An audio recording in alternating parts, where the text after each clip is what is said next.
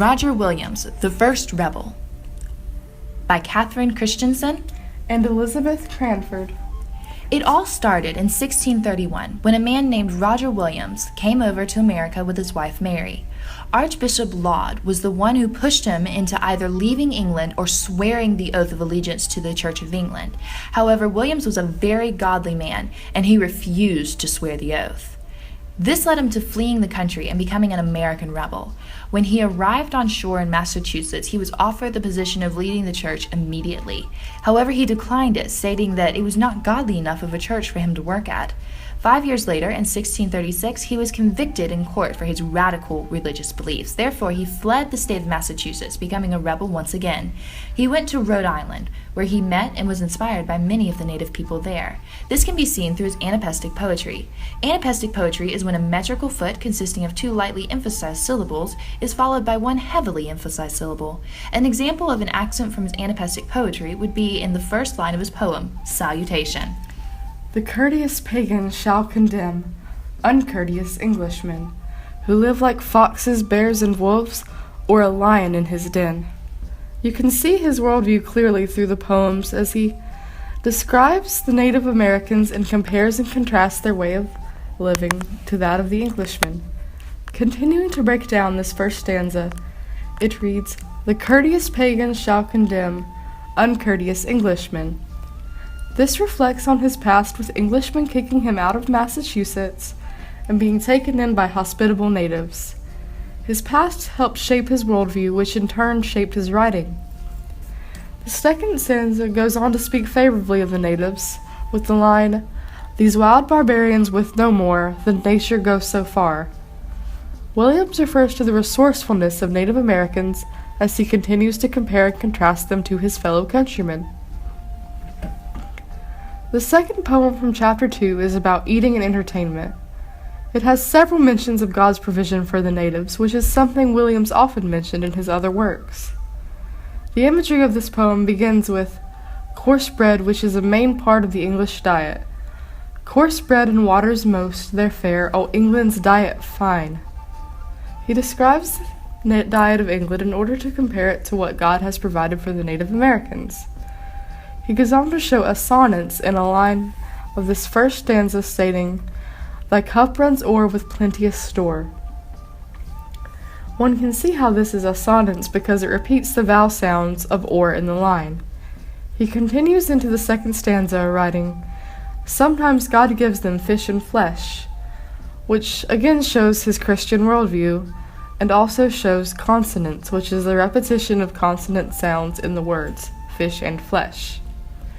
Williams refers to even though they might have not always had much, they are content without, and they are content to share even what they have with strangers, as he refers to later in his poem. The first line of the last stanza reads, "God's providence is rich to his." This shows how strong Williams' faith was in his assurance that God takes care of his own. The proof he gives of this faith is provided at the end of the poem as an example of God's provision. The last sentence of the poem shows an important biblical allusion.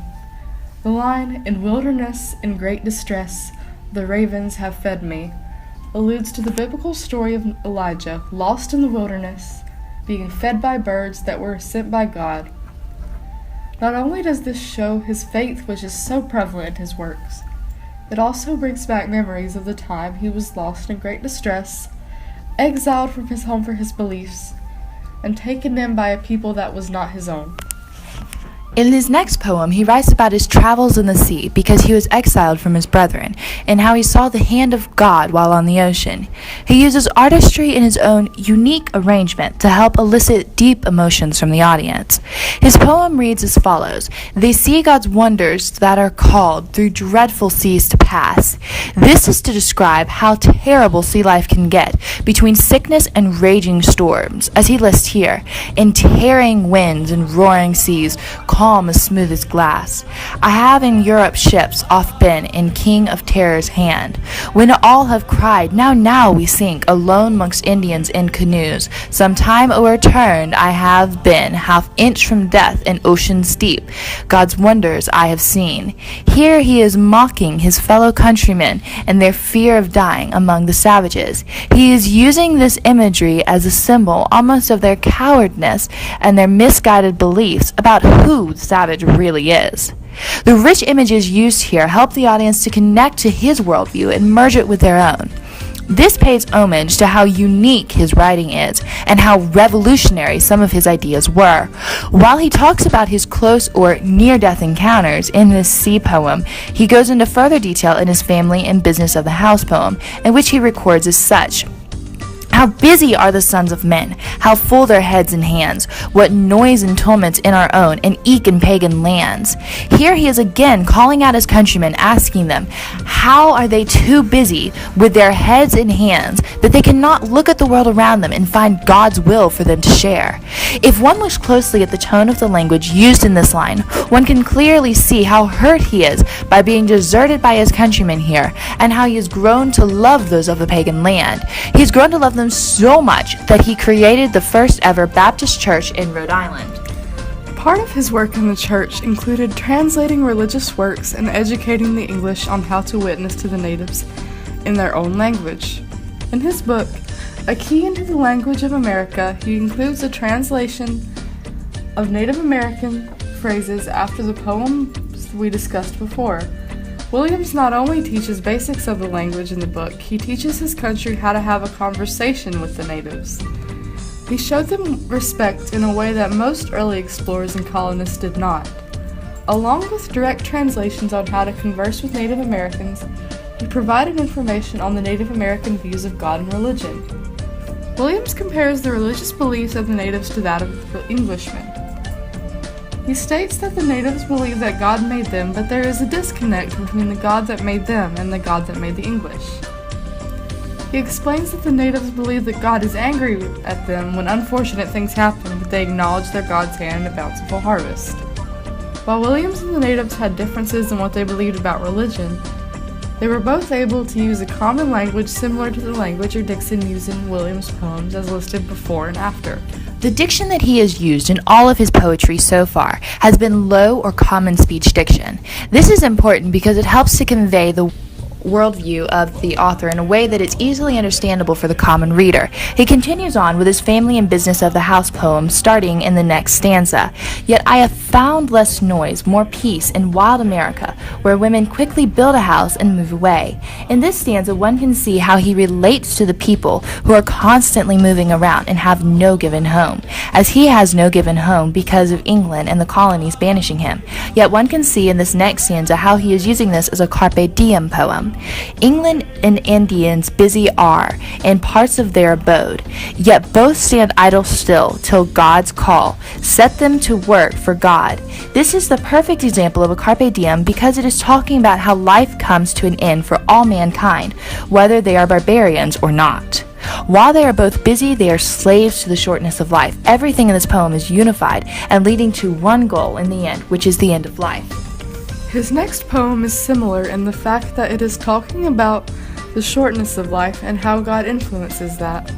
It goes as follows: God makes a path, provides a guide, and feeds in wilderness. And skipping on, no house but hollow tree in stormy winter night, no fire, no food, no company. And skipping on again, no cup so bitter, but's made sweet, when God shall sweetening be. In the last poem we went over, it displayed unity, and this poem displays variety in unity because it works toward the common goal of death at the end of the poem and discusses many different unified images along the way.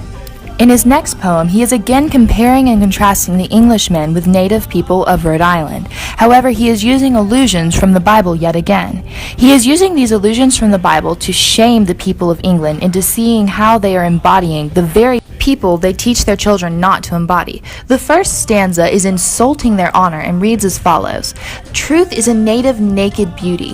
This line states that the natives are the truthful ones. Then he continues, "But lying inventions are, but Indian paints disassembling their hearts, beauty, not but a lie." Truth is the proper beauty of God's saints. This is stating that this Indians' form of lying is merely a part of their culture with their body paints, where they make themselves appear differently. Therefore, he is alluding to the fact that while the native people are pure in that aspect, his countrymen are not. He is attempting to convey here the absolute horror of his countrymen's behavior. He continues to insult his countrymen by stating, "Foul are the Indians' hair and painted faces, more foul such hair, such face in Israel." This is referring to how the people of England refer to the native people. He then goes to insult their insinuations. "England so calls herself, yet there's Absalom's foul hair and face of Jezebel." This is an allusion to one of the worst princes of the Bible. So by calling England after Absalom, he is not only insinuating that they are an embarrassment to all humankind, but that they are prideful and shallow. And by relating England to Jezebel, he is calling them a harlot and a pagan. Jezebel was the worst queen of the Bible. After calling them out and comparing them to some of the worst people in the Bible, he continues with his berating of England. "Paints will not abide Christ's washing flames of fire. Feigned inventions will not bide such storms." In this section, he is stating how Christ will wash away the paints and lies of the native people.